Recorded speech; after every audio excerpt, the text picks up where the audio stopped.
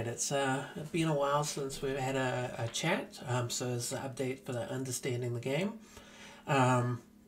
This month we did 3 jams, and when I say we, like, normally I team up with Fidel, who's my music lead, and sound effects. He's pretty awesome. We've been working together a while. My brother tends to help out. This one here, Red Meat, is a good example of it. Like, the bits that are getting a lot of compliments, like the cutscene, the pixel style, is all him. He's like an unspoken kind of member of my little jamming group, and he kind of chooses when to take part or not, but I'd like to acknowledge him. And then my friend Matt, who's joined my team, is a bit busy, so he got involved just for our one more serious one, which is Stabled, which was for the game development Big Jam 5, which I was very excited to take part of. He was pretty busy, he's got a young family, and so we're just feeling it out, but he really produced the art, he did it to a high standard, and then we went a slightly different direction than our typical jam game. We went more point and click, which from the feedback we're getting is pretty good. This weekend we get to see how we've come in. There's going to be a Gdev Big Jam 5 announcement of the winners and some honourable mentions, hoping to get in there. But at the same time, we've been getting lots of lovely feedback and making some new friends in the community. So that was super fun. So what I thought, rather than playing my games, which were Red Meat, this one here, Bloody Chunks, which is my super violent R18 game, which I did learn a valuable lesson on. And that's when you're entering a jam, you're entering with young people as well. And I do respect that. And that's when I first got into kind of gaming. And you should label things appropriately. Not everyone wants to censor you and control you. Not everything's unwelcome. But I fully stepped it up. I had swear words and pretty brutal. Like we did. This one's like a mid-ground comparatively. More of a compelling story inspired by Ravenous as a loose idea of where we were going with it. And my brother's a big fan of the Southern Army from the Civil War. And so we kind of played on that. I gave him a little bit of lead on that. Bloody Chunks is a whole different story. It's like about a serial killer who is killing people in his like death basement. A SWAT comes to get him, he takes him out, and then an angel summons out of their corpses to fight him, and then he has to slit his wrist to make blood guns to fight him. So I don't know how much of Bloody Chunks I'm going to be able to show. I might try and show a few honourable highlights. I might block out some bits for humour's sake. We'll see how we go. Red Meat, I imagine I can show a little bit of it, so I enjoy showing that to you all. And Stabled, super proud of that one. Because it's story driven, I might only be able to play like a little bit or show some little highlights. I'll try and figure out a way of doing it without spoiling it, because I hope people can come in and jump in and have a play. With that particular one, there's an interesting story too. It's that, as often happens with jam, time gets tight. And what happened, I had to kind of shoehorn in an early ending. And so we had the content, we had the sound, the pictures, the plan, but I just couldn't do it. I was up at 1:30 in the morning and I thought, that's enough. I just got to close it out. Luckily I did, because I loaded it up, and no sooner did I do that, I went to play it online and it was horribly broken, which it hadn't been before. So fix that, chuck it back up, go to bed. Being in New Zealand, quite often things finish in the middle of the night or like in work hours the next day, whereas for them it's like 7 or 8 in the evening or whatever, which would be a bit better.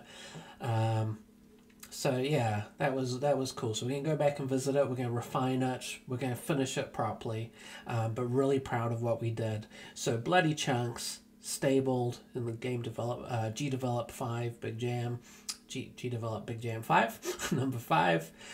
Bloody Chunks was in the Bullet Hell Jam, and then this one was in the gamedev TV, which is cool because they give away a free course, which had been a big inspiration on me getting into game developments not so many years ago. From when I was a child and really wanted to do it. They give away a course to everyone who takes part. So all you have to do is take part and try and submit. It doesn't have to work. The fact is you're there and you're interested. So they do a really cool initiative. So a big shout out to them. What I'm going to do is I'm going to play some games from each of them, just randomly pick Some of them have had their drawings, and yes, some had fantastic games, and some had funnier games, which I've made too. And like each one you can learn something for. So I'm just going to play some random ones maybe. Maybe I'll share a favorite or two. I have a favorite from Bullet Time. It was pretty badass. So I think I'll share that with you. Anyway, hope you enjoy the rest of the video.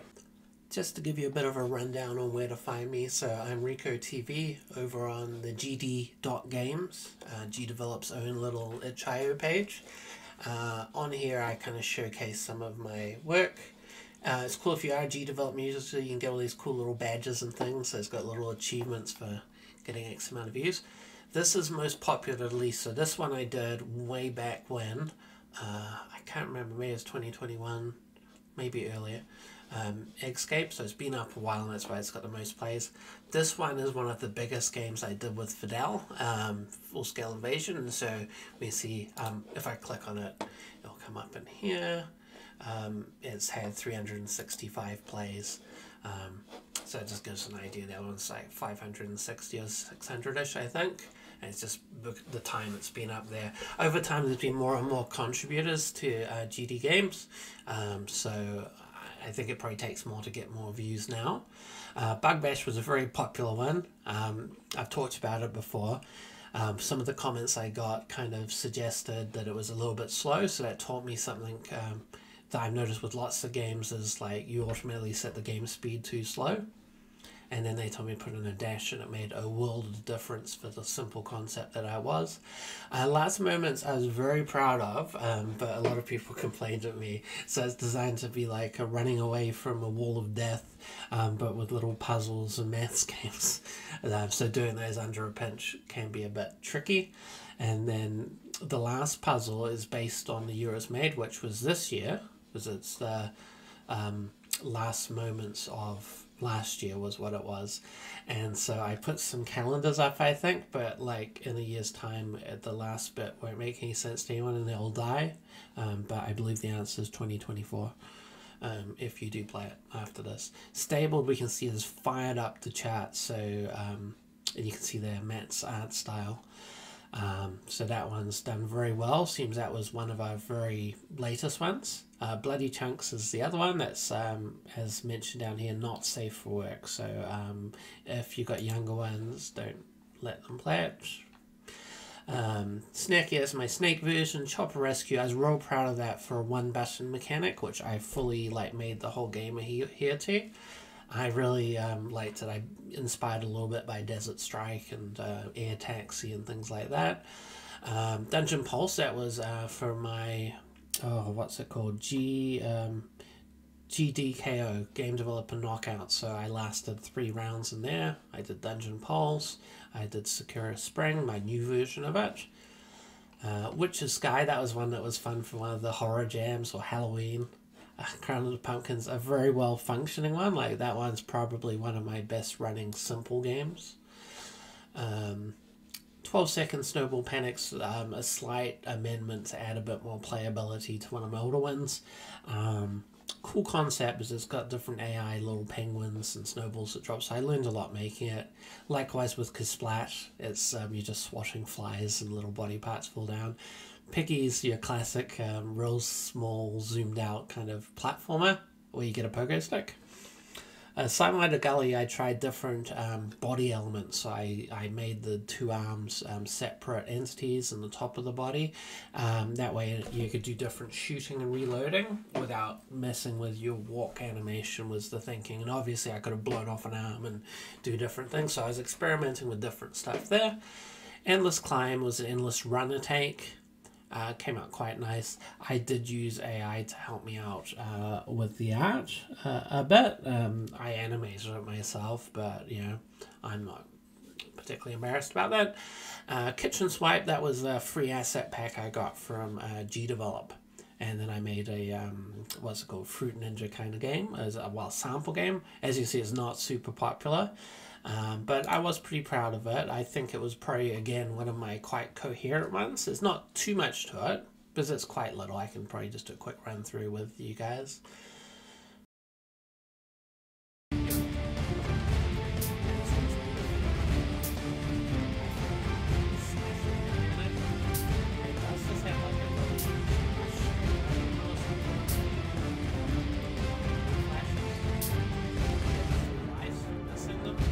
wouldn't you know it, I've done it again.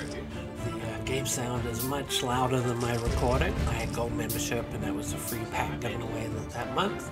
And I never played Fruit Ninja, but I was loosely familiar with it. And so I looked it up and tried to mimic it a bit. I think quite successfully. It's what the pack was designed for. But for me it was cool to, you know, practice those mechanics. So yeah, pretty proud of that. Another cool thing that happened was the Gdev TV Metal Storm Games was playing through everyone's game, and then he was kind enough, as I didn't put my name in the channel, I was like, oh, I wish I did, because he could play it for me. But then he did his feed, and then our game was the first one he played, and when this guy's done an hour and 3 hour videos, that's a real honor to be first. And in his video, the horrors of American Civil War, and he spoke very kindly and interestingly. He looked like our main character, so those were all very cool things. I did realize behind me in the front, the title said red meat. It's actually raw meat. Pretty simple page. I don't know if that's what you're going for, but I would probably try to add some images. My brother and stuff, just to make people want to play it more. And changed his mind on on the title, so you can see there raw meat. Nice. He made a beautiful intro, so again, that's what I'm talking about. I won't spoil it, but if you do want to check it out, now I'd suggest play the game, or Metal Storm Games video, like does a nice kind of run through and explains the pros and cons of the game. Well, let's get into playing some other people's games now. I spent a bit of time showing you some of what we're working on. Okay, so first of all, we're going to play some from the gamedev TV jam.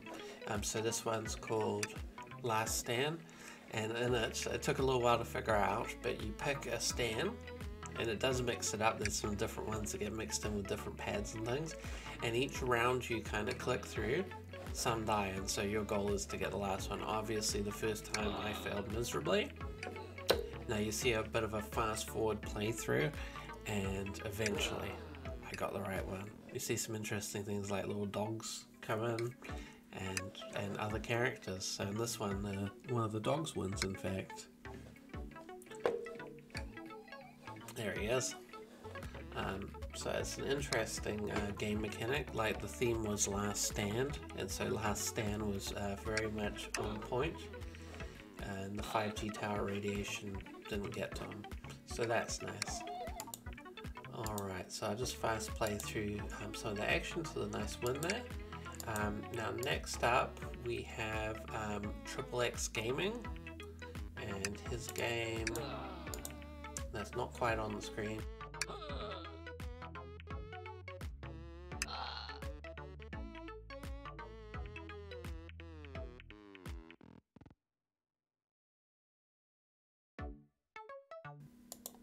And then we get into it now. He did mention he designed it for the mobile, and so this is why it's got the on-screen controls. It's a bit of an interesting game.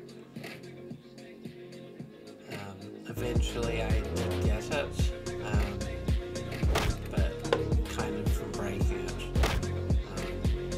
Not sure what else to say about it, but I mean, it was a beginning end game. It had a story, so that was cool, and it was Last Stand orientated, so well done. So it's called Warrior of Hope, that one. Now next up we've got we've got Puzzle Block Defender by Metal Storm, who kindly did a YouTube video reviewing my game jam submission. Now this one was very impressive, like graphically, and very engaging. So it's kind of a traditional puzzler with it got a bit of a Pac-Man feel as well, where there's a little cube that rolls around. So very nice, tidy graphics, and you're protecting your central core, I suppose, in there. So initially, it's got a kind of gets you into the feel of things. It's relatively straightforward. Like if you don't go way off of scene, like you can protect it quite easily. But in time, as you'll see as we click ahead, you go ahead a bit, you get a double block and later a triple block. So I did manage to finish it, but it did make it a lot more challenging, but it was just so nicely done. Very clear, like everything worked as it should, and the bits where you're like, oh, I rolled that way and now I can't move, were as they should be. So very polished, good gaming experience, a beginning to end game, obviously last stand orientated because of the base, so that was a lot of fun. Now let's see what we got next. So next up, now this one was a bit interesting, by K. Let's see if the name comes up. Made with Unity. Scribbled, oh yeah. So it takes me a while to make it full screen, but what it is like kind of one of those building survival games like we've all seen zombies. The interesting thing is his gun's like a little green penis type thing. Look, over there, Max. I see it. Which is an interesting design choice.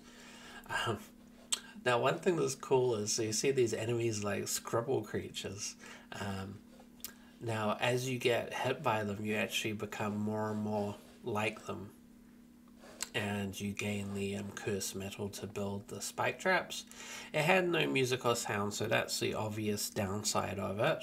Otherwise it was a relatively complete experience, and it was certainly like a survival game. So you see that we kind of get swamped by these scribbles and things get very scribbly.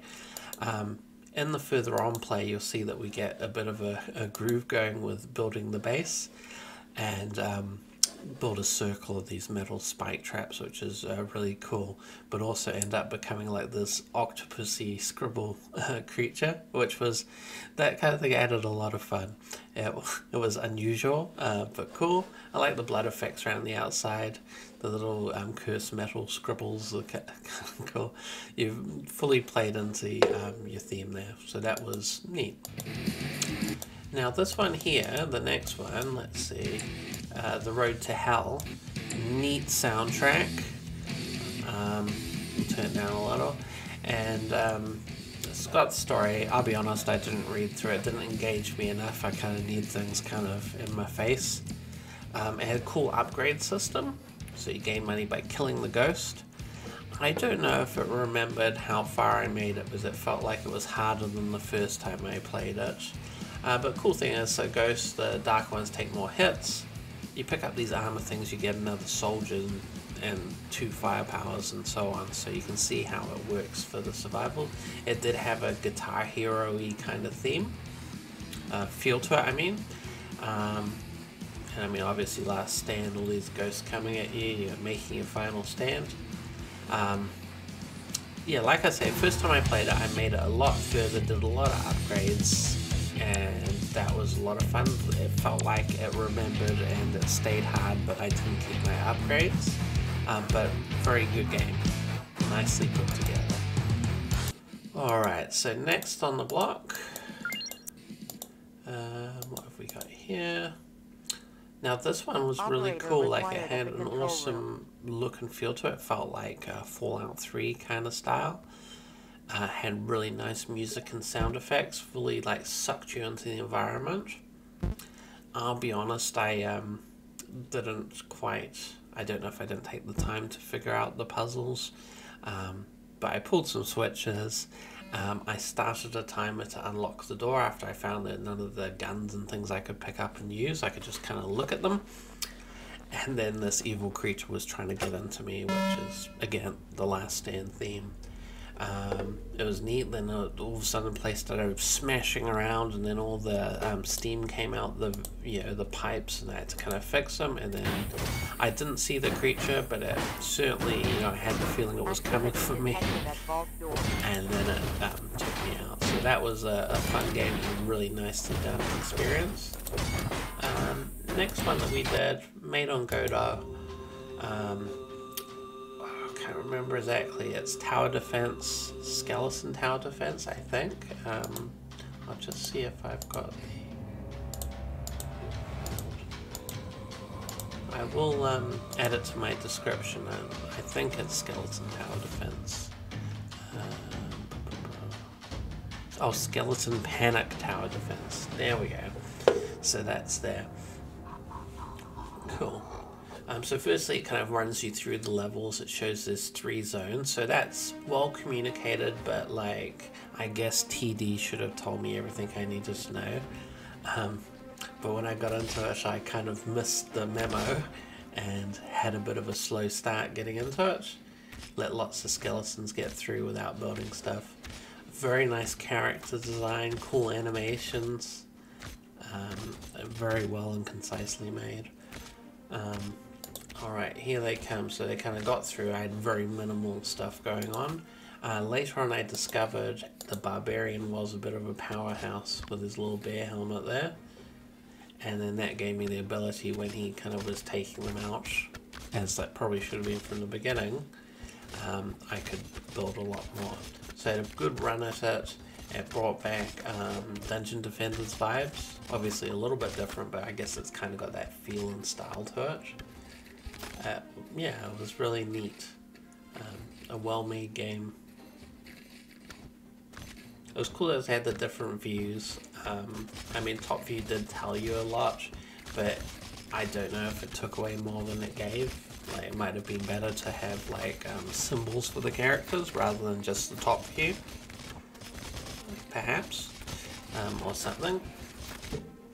But yeah, really fun game, a well-made game that someone took the time to do. So good job. Oh, I can't pronounce your name, so I will not. It's a tricky one if you look it up, but if you do look on gamedev TV, you can find Skeleton Panic TD, which is the most important bit. Alright, so next up, we have Snake Run, I believe. Yeah, so this one's interesting, his last stand. And you go, Snake Run, how does that work? And so naturally the snake gets some legs, and therefore it's standing, and it's his last opportunity to stand. So it actually had a really lovely story, and it appeared to make a difference with the end screens and start screens and stuff afterwards, like with the little friendly mice. And then you've just got to do an endless runner kind of thing. Otherwise you're going to lose your legs that you've just proudly got. And then you get this real Gumby cute looking snake with legs who can do his little jumps.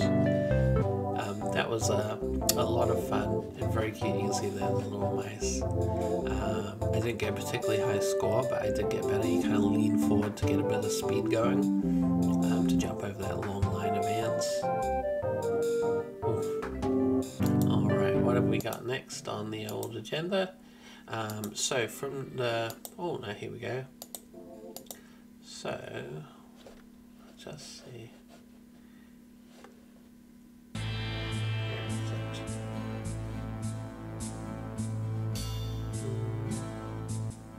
Last Stand by Silver and Fake User 387.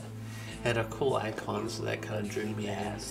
And then it's got an interesting kind of duel system, which has a lot of kind of fast combo key sequencer, followed with clicks. It had an old school kind of like Mad Dog McGraw kind of feel. Very nice styling to it. Probably felt a bit like Nintendo 64, I guess. And you see here, kind of got a little bit more into it and took out a few guys. I think I came 11th in the end. And you see there's some of that mechanic. Funny digitized sound, neat character design, cool like 3D background, and like I said, like that nostalgic kind of old school style. Now, what we've got next is Last Stand One Life. Again, this one's from the gamedev TV Jam. I played a lot of the other ones because they finished earlier than this one, and that's why I'm showing a lot of this one in this video. Although I did take part in 3 jams. Alright, so this one's very much jumping and double jump orientated. It had beautiful graphics, good feel to it, and yeah, very nice, like everything tied together very nicely. There was bats, rats, rabbits, and there's a wolf later on that was kind of cool.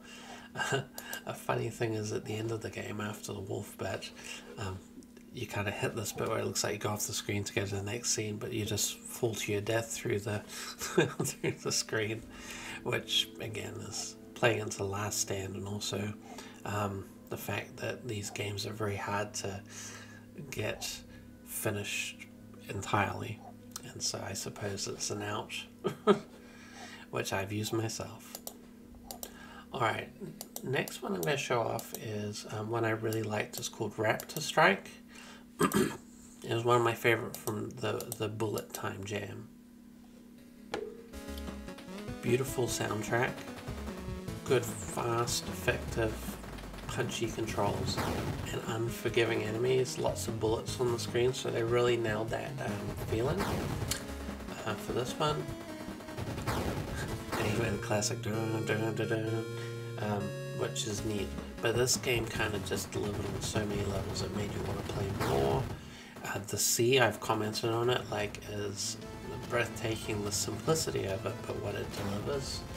The color palettes for each of the characters, the chopper and the fighter, very good. It's just very well put together game. I think the music first dragged me in. I would recommend anyone play this. You'll see there's a aircraft carrier that appears later, and it's a good feeling taking it out. It does feel just like if you're playing an arcade and you're clearing that first level for the first time when you do it. So I recommend everyone to give it a go if you get a chance. So I'm going to leave you with my game for the Gdevelop Big Jam 5. They're still in voting at the moment. We'll be finished up soon. I'm hoping to place well. Stabled. Thanks so much for spending time with me. I hope you enjoyed understanding the game, sharing the game development experience, and also sharing a bit of my comic passion and information there as well in separate videos on the Understanding the Game channel. Thanks so much. Like, subscribe. I'll see you again.